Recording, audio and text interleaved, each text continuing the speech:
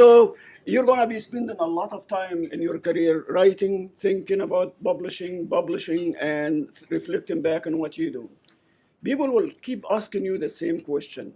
And I do that every single day. My neighbor actually comes and talks to me a little bit. She's not academic. She said, "So what are you working on?" And then I tell her what I'm working on. She said, "So why is that important? Why is that interesting?" Then I have to motivate kind of the conversation. Actually, one of my friends is married to a flight attendant, Delta flight attendant. I see her like 3 times a year. That's the first thing. So what's your paper about? Correct? What are you working on? Okay, and honestly, she would grill me. She does not mean to grill me. She wants to understand why I would waste my time doing stuff like that. So when you apply for a job, we look at your resume, we know where you went to school and so on, say, what is he or she working on? Okay, and where does this fit into the bigger conversation in the field? And then the next question we ask, of course, is this person capable of making a dent in the literature, adding some substantially to our definition of what the field is all about? So that's the kind of thing that you will be dealing with, how to choose an interesting research question to focus on. Just going to tell you a couple of things before I get into my talk, okay? One, do the things you like. Two, do the things you like as long as you connect them to what the field is all about. You have to be very clever, not only in choosing the questions, but communicating the connection between your work to the field. Why should I care about reading your paper? That is the question that you really need to answer. What's interesting about it? So we all get journals all the time. You look into the literature, some of you even cruise the internet looking for publications and said, this is really an interesting question. Well, I never thought about it. The problem with interesting question is that they're almost never interesting beforehand.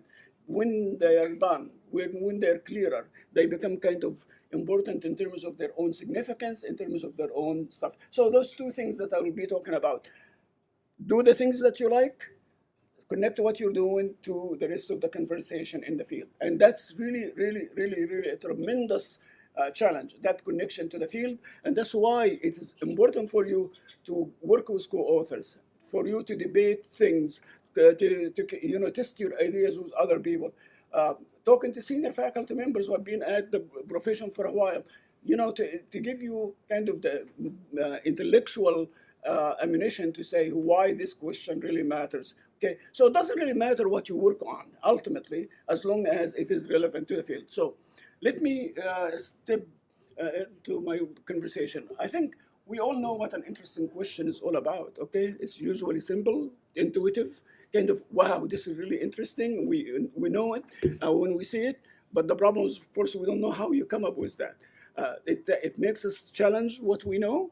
It can lead us to different results in terms of what the results mean. For example, one of the best questions that have been around for like 500 years, does entrepreneurship education matter? They were asking that question before I even went to graduate school. And the answer, of course, changes over a period of time. We have accumulating evidence. But why the question is interesting, it's not the kind of question I would ask, but it does have political policy implications, it has teaching education implications, it has research implications. A good research question will make you think about how the relationships between different variables kind of evolve and what are the mechanisms that connect them. And that's what the field is all about. Writing theory is about explicating mechanisms, why A affects B and in what way and to what extent. So that's basically one of the key foundations of a good research question. It offers a new view of the field. The big debate that a few years ago erupted between creation versus discovery. And some of you probably have seen that. You probably have read some of these articles. And, I initially was like taking, who cares? You know what I mean? But actually, once the debate takes place, you cannot see the field in any way different from that. You can understand that there are opportunities that you discover, there are opportunities that are created, and then, of course, they can also lead to a virtuous cycle. It can open a different research question, a line of inquiry. That's something that you really you understand. There is a lot of work that's been done in social entrepreneurship. Okay, that's a kind of a subfield that has grown quite a bit. There are some fundamental issues in that area, again, and there are hundreds of people who are now studying those different types of questions. So, not all research questions are alike. This is Will Mitchell kind of definition. He talks about there are three broad sets of questions that we all think about. I'm just going to cheat a little bit here. I'll have to look at the slides. One is the blue type, the two blue types. These are questions that address a gap in existing theory using new empirical data to help complete and extend our arguments. For example, the debate that I have just mentioned about discovery and creation.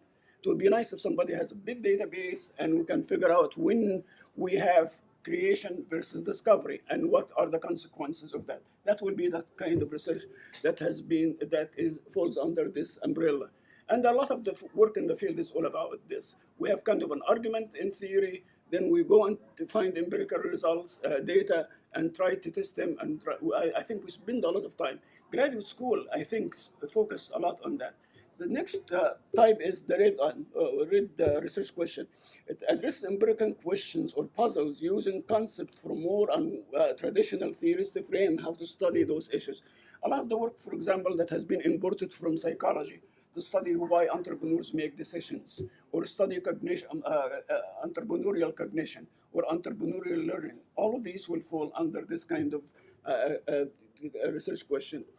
The green one addresses important empirical questions and use answers to create new theory.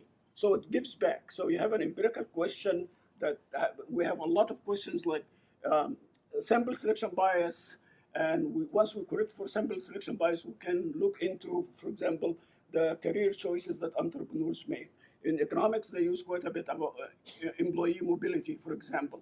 Again, we can look into the data to provide insights into the kind of theoretical reasons behind employee mobilities and the consequences of that mobility. Again, you don't have to classify into all of these types, but the idea there is, not all research questions are alike. All of them have different roles to play in kind of developing the field and our theoretical foundations. So as I mentioned, a good, interesting research question should interest you. That's the most important one, and interest others. Let's look and play around with this little bit.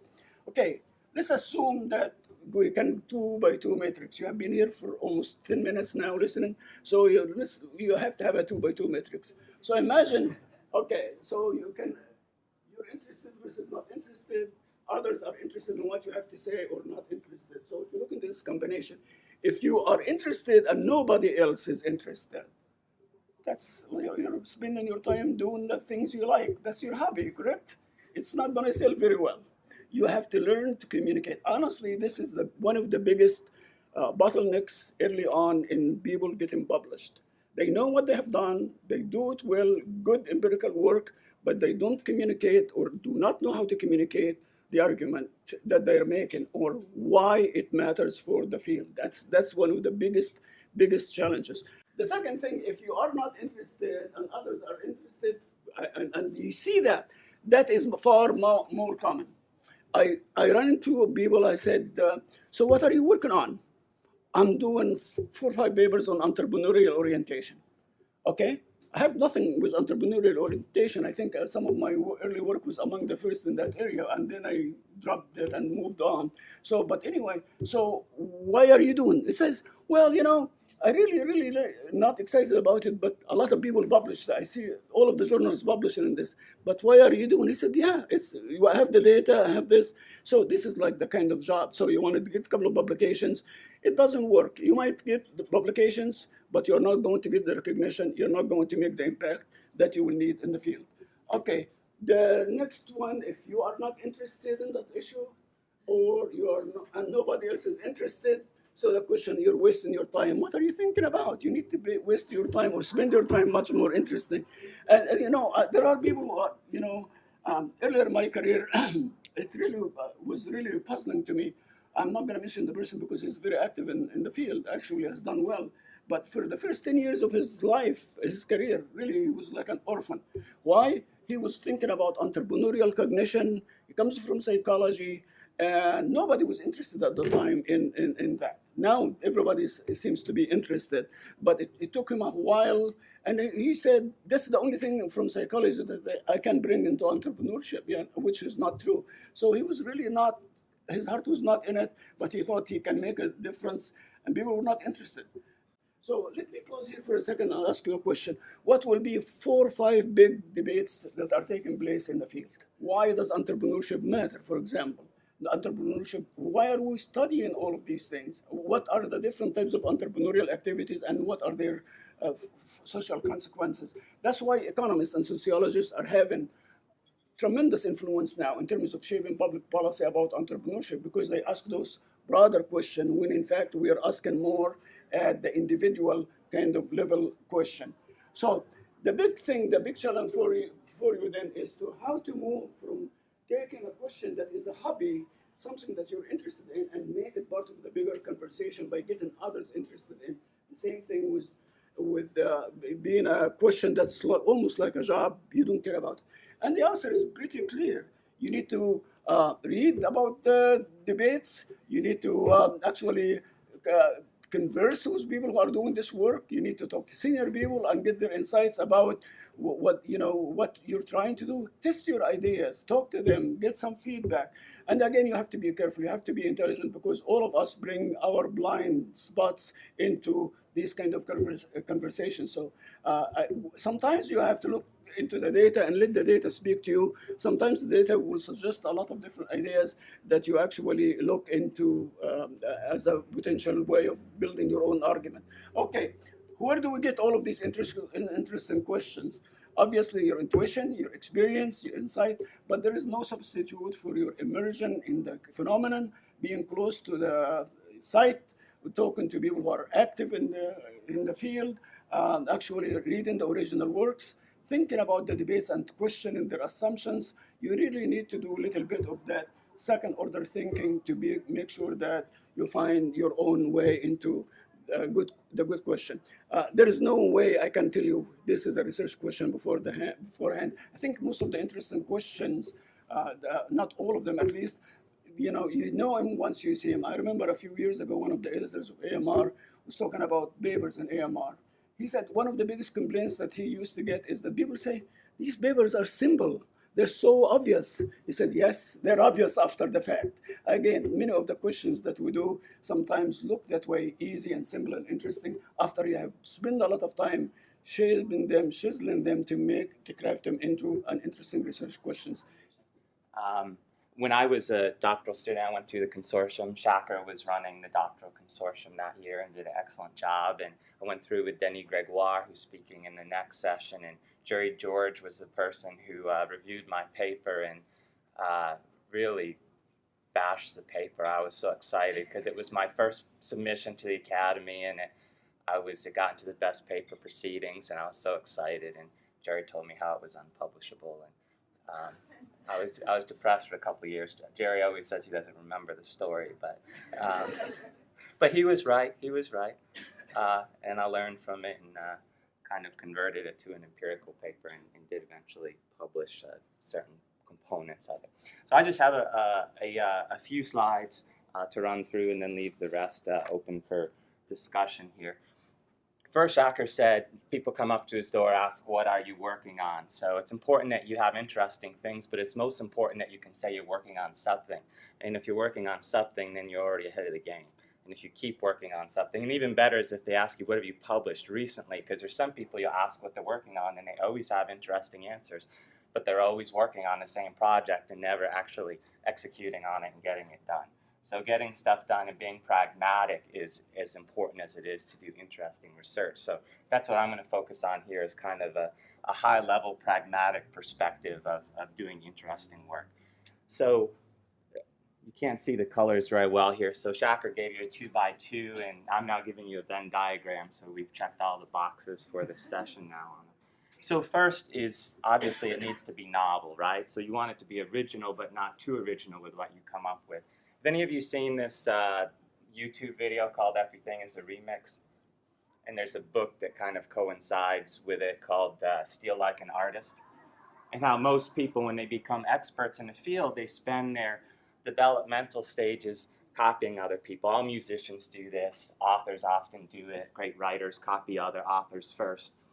And then they transform and recombine things. Everything is some recombination of what's already out there and existing. And it's a really simple way to look at creativity. And it's a good way to start and not worry. It's you know, when somebody gets up in front of you and says, well, interesting work, you know it when you see it. Well, that's difficult as a doctoral student. It's true, and you'll get there eventually. But it's a little frightening kind of to hear that you'll never know it until a reviewer or an editor tells you whether it's interesting or not. So you need to do something that's novel, but you can't deviate usually too far. People will only let you stretch kind of so far. You can't have like every variable in your model being original. You still have to have components that people are used to and try to deviate from there. There are different techniques. I often play devil's advocate in my research and kind of take a counterintuitive perspective. So if you look at what do we know and then say, well, in what cases does that really hold true, is a good way to look at it as well. Now, you may be able to really want to start from scratch on something that's very different from what's been done. In such case, you really should start with a strong theoretical grounding, start with a theoretical paper or qualitative. I review lots of papers where they say this is groundbreaking new area of research, and then they follow this huge like data mining exercise for the methods, which just isn't a methodological fit to start with. By doing that, and doesn't make a whole lot of sense. So you can start from the beginning, but you really need to start with a theoretically grounded perspective to do that. You need to create new theory first. So popularity, somebody has to be interested in the work, right? You have to have conversants, like Zahra said this as well. You need to work with established theory and hopefully extend. But you can start and try to do something that's not very popular. It's kind of like when you release a new product and it's radical innovation and there's not really a need, it's pushed out there. You have to build up why people need this new product. You have to do the same with this. And then you have to build up complementary products that go around it. So you may have to build a community from scratch yourself. People have done this. Sarah did this with effectuation and doing special issue conferences, a textbook on effectuation, all the pieces that kind of bring together and help to develop a community. Then finally, it's obviously helpful if it's measurable. If there are established measures, great, that's a big head start. Importantly, can you gain access to relevant samples? Can you gain meaningful performance data? And more important now, if you want to publish in top journals, is you need to be able to collect repeated measures. Which is very difficult in entrepreneurship. It's easy if you go into a large company and get access to do repeated measures, but very difficult when you're sampling entrepreneurs and try to get them to fill out multiple things, unless you're using a convenient sample. But again, there are obviously routes you can take, and you can create new measures, you can create new tools and so forth online, but just know it's going to be much more challenging for you, and it's not as certain what the outcome will be. So quickly, a couple of traps. This is from kind of based on another book I like. Has anybody here read the book called Monk and the Riddle by Randy Komisar, where he talks about the deferred life plan, and everybody says, I'm just going to work now so that I can kind of save up money and do what I want later, and usually people don't get there. And so often you hear people in academia say, I'm going to do what research I need to get done to get published at the journals that will get me tenure, and then I will get to the research that's really interesting to me and what I want to do. I've never seen that ever happen. People tend to do the same stuff later on that they do early on. I don't know, Shaq or Jerry, you guys have been around long. I don't know, have you ever seen anybody really convert over and all of a sudden after tenure do really interesting research where they didn't earlier? Maybe rarely. It's just, I haven't seen it very frequently. So what you do now really shapes where you're going to end up in the future, and sometimes it's worth taking a chance and maybe not getting tenure at the first school that you're at. But as long as you keep working hard, you'll get there, and you'll have an office somewhere and a job somewhere, hopefully. Saying yes to too many projects, it's attractive, and you'll get more and more opportunities as you get more senior and get more done. They get on different projects, but it's really important to stay focused. It's easier to do interesting research if you really know an area inside and out, and you really try to stay focused within that area. Some people might have 2 streams or so forth, but don't just say yes and to anything that pops up just because you think there might be a good chance for it to get published. It's really easy to always be working on someone else's project that you got invited on, and you feel the responsibility that you don't want to fall behind on that while easily letting your own work fall to the wayside. There's lots of people I see who use a single method as a hammer per se, like the meta-analysis people who will just do meta-analysis on whatever topic seems popular at the moment. I reviewed this last year, a paper that was a meta-analysis on a research topic of which there had never been a study on. But they came up with just all these weird proxies, but it's just what this team of researchers did. They just found whatever they thought was hot or what was interesting in their minds and did a meta-analysis. It makes a lot of sense to do a meta-analysis in an area that you're an expert in and it fits, but to just jump all over the place, you'll never create an identity, and it's not very interesting to me just to apply the same method all of the time. But if you are interested from a methodological standpoint, then you've got to try to do something interesting and different from that perspective.